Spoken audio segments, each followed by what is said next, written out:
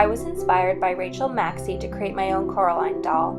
I wanted the doll to match an outfit I'd previously sewn, so I used scraps of these garments to make the doll's clothes.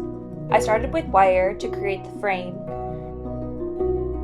then used muslin to trace the doll's figure.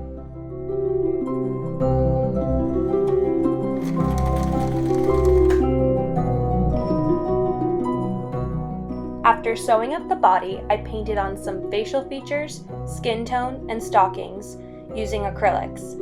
I couldn't forget the button eyes, of course. The hair definitely took the longest to sew on. I used an alpaca-based yarn. The last step was to paint the beret, and here she is.